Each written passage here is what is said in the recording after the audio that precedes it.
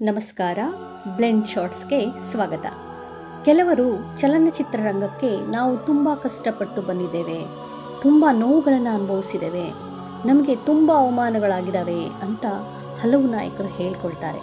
ಆದರೆ ಈ ಒಬ್ಬ ನಾಯಕನಿಗೆ ಆದಷ್ಟು ನೋವು ಅವಮಾನ ಚಿತ್ರರಂಗದಲ್ಲಿ ಬೇರೆ ಯಾರಿಗೂ ಆಗಲಿಕ್ಕೆ ಸಾಧ್ಯ ಇಲ್ಲ. ಯಾರವರು ಅಂತ ಕೇಳ್ತೀರಾ? ತುಂಬ ಜನಕ್ಕೆ ಗೊತ್ತಿರಬೇಕು. ಇವತ್ತಿನ ಈ ವಿಡಿಯೋದಲ್ಲಿ ಹೇಳ್ತಾ ಹೋಗ್ತೀನಿ. ವಿಡಿಯೋನ ಎಲ್ಲೂ ನಿಲ್ಲಿಸದೆ ಕೊನೆವರೆಗೂ ನೋಡಿ. ಹೌದು ವೀಕ್ಷಕರೇ, ಆ ದಿನಗಳಲ್ಲಿ ಆ ಜೀವ ನೊಂದು ಬೆಂದು ಅವಮಾನ ನಿಂದನೆಗಳನ್ನು ಎದುರಿಸ್ತಾ ಬಂದರು. ಹಾಗಾದರೆ ಯಾರವರು ಅಂತ ನೋಡೋದಾದರೆ ಅಭಿನಯ ಭಾರ್ಗವ, ಸಾಹಸ ಸಿಂಹ ಡಾಕ್ಟರ್ ವಿಷ್ಣುವರ್ಧನ್ ಅವರು. ಇವರು ಕನ್ನಡ, ತಮಿಳು, ಹಿಂದಿ, ತೆಲುಗು ಹಾಗೂ ಮಲಯಾಳಂ ಚಿತ್ರಗಳಲ್ಲಿ ನಟಿಸಿದ್ದಾರೆ. ಸುಮಾರು 220ಕ್ಕೂ ಹೆಚ್ಚು ಚಲನಚಿತ್ರಗಳಲ್ಲಿ ನಟಿಸಿ 4 ದಶಕಗಳ ಕಾಲ ಜನರನ್ನು ಅವರ ಅಭಿನಯದಿಂದ ರಂಜಿಸಿದ್ದಾರೆ. ಇವರನ್ನು ಸಾಹಸ ಸಿಂಹ, ದಾದಾ, ಆಂಗ್ರಿ ಯಂಗ್ ಮ್ಯಾನ್ ಅಂತ ಅಭಿಮಾನಿಗಳು ಪ್ರೀತಿಯಿಂದ ಕರೆದರು. ಭಾರತೀಯ ಚಲನಚಿತ್ರೋದ್ಯಮದಲ್ಲಿ ಶ್ಲಾಘನೀಯ ಕೊಡುಗೆಯನ್ನು ಡಾಕ್ಟರ್ ವಿಷ್ಣುವರ್ಧನ್ ಅವರು ನೀಡಿದ್ದಾರೆ. 1990ರಲ್ಲಿ ಕರ್ನಾಟಕ ಸರ್ಕಾರ ಇವರಿಗೆ ರಾಜ್ಯೋತ್ಸವ ಪ್ರಶಸ್ತಿಯನ್ನು ನೀಡಿತು. 2005ರಲ್ಲಿ ಬೆಂಗಳೂರು ವಿಶ್ವವಿದ್ಯಾನಿಲಯ ಗೌರವ ಡಾಕ್ಟರೇಟ್ ಪದವಿಯನ್ನು ನೀಡಿತು. 2007ರಲ್ಲಿ ಡಾಕ್ಟರ್ ರಾಜ್ಕುಮಾರ್ ಜೀವಮಾನ ಸಾಧನೆ ಪ್ರಶಸ್ತಿಯನ್ನು ಪಡೆದುಕೊಂಡರು. ಹಾಗೆ ಇವರನ್ನು ಭಾರತೀಯ ಚಿತ್ರರಂಗದ ಫಿನಿಕ್ಸ್ ಎಂದು ಕರೆಯಲಾಯಿತು.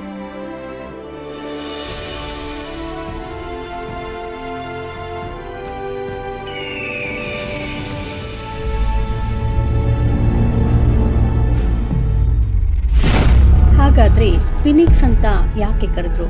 ಇಂಥ ದೊಡ್ಡ ನಾಯಕ ನೋವು ಅನುಭವಿಸಿದ್ದಾದರೂ ಹೇಗೆ? ಎಲ್ಲವನ್ನ ಹೇಳ್ತಾ ಹೋಗ್ತೀನಿ ನೋಡಿ.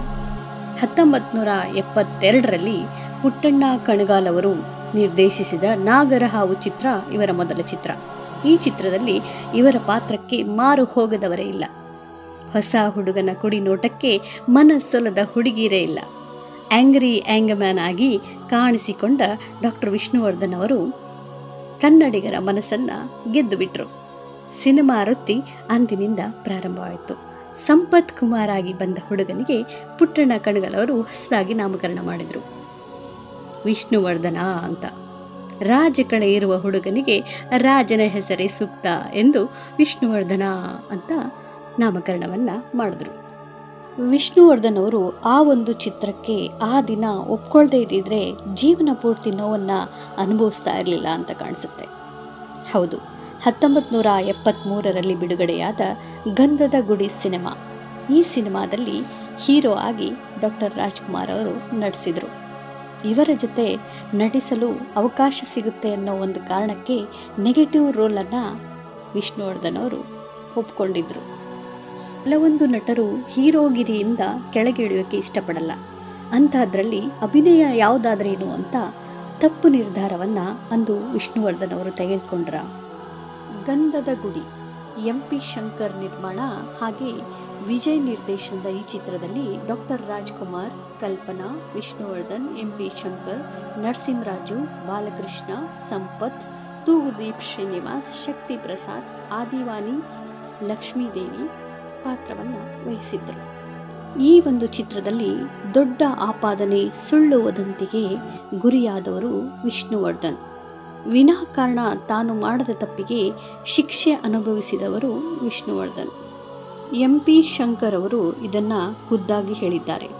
ಅವರು ಒಂದು ಬಂದೂಕನ್ನು ಶೂಟಿಂಗ್ಗೋಸ್ಕರ ತಂದಿದ್ರಂತೆ. ಅದನ್ನು ಬಾಲಣ್ಣ ಅವರು ನೋಡೋದಕ್ಕೆ ಅಂತ ಎತ್ಕೊಳ್ತಾರೆ. ಅದರ ಭಾರ ಜಾಸ್ತಿಯಾಗಿತ್ತು. ಅದರಿಂದ ಅದು ಕೈಯಿಂದ ಜಾರಿ ಟ್ರಿಗರ್ ಒತ್ತಿ ಶೂಟ್ ಆಗಿತ್ತು. ಆಗ ಅಲ್ಲಿ ಯಾರೂ ಇರಲಿಲ್ಲ, ಯಾರಿಗೂ ತೊಂದರೆ ಕೂಡ ಆಗಿರಲಿಲ್ಲ. ಗುಂಡು ಹಾರಿದ ಶಬ್ದದಿಂದ ಕೆಲವು ಜನ ಓಡ್ ಬಂದು ಏನಾಯಿತು ಅಂತ ನೋಡಿದಾಗ ನಡೆದಿದ್ದು ತಿಳಿಯಿತು. ಈ ಒಂದು ಘಟನೆಯಲ್ಲಿ ರಾಜ್ಕುಮಾರ್ ಅವರು ಇರಲಿಲ್ಲ, ವಿಷ್ಣುವರ್ಧನ್ ಅವರು ಇರಲಿಲ್ಲ. ಎಲ್ಲರೂ ಊಟಕ್ಕೆ ಹೊರಡುವಂಥ ಸಮಯ ಅದು.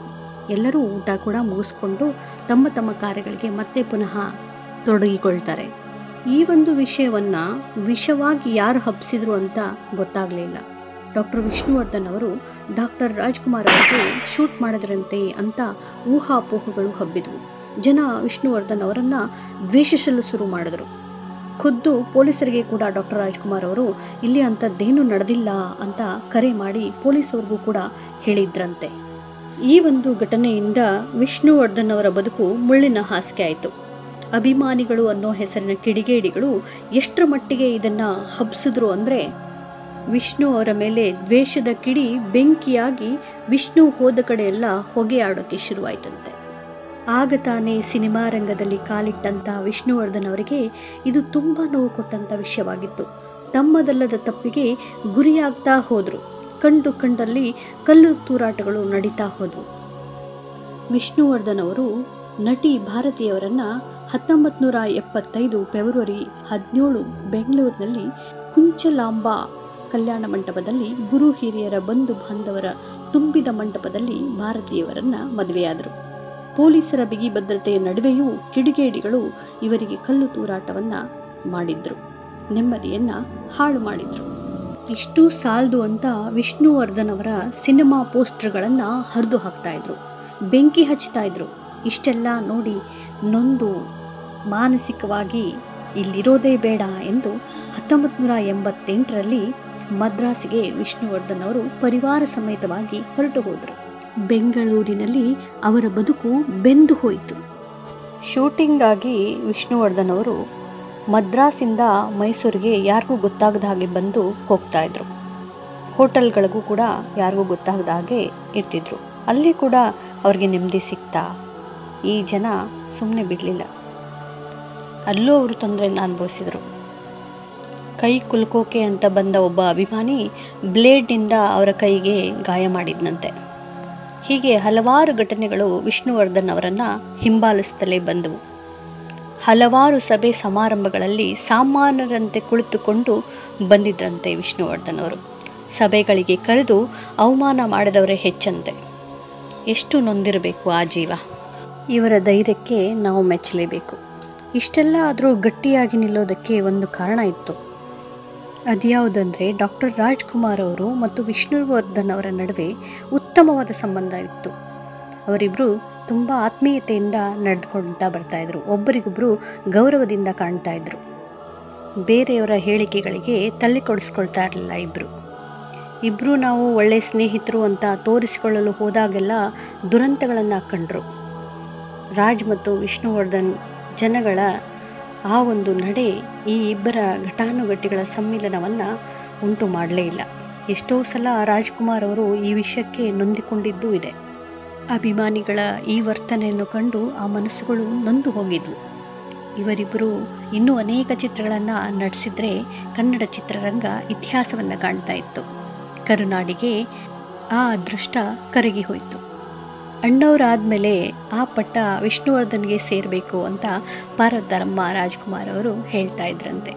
ಇಷ್ಟೆಲ್ಲ ಅವಮಾನಗಳನ್ನು ಹೊತ್ತ ವಿಷ್ಣುವರ್ಧನ್ ಅವರ ಸಹನೆ, ತಾಳ್ಮೆ ನಮಗೆಲ್ಲ ಒಂದು ಮಾದರಿಯಾಗಬೇಕು.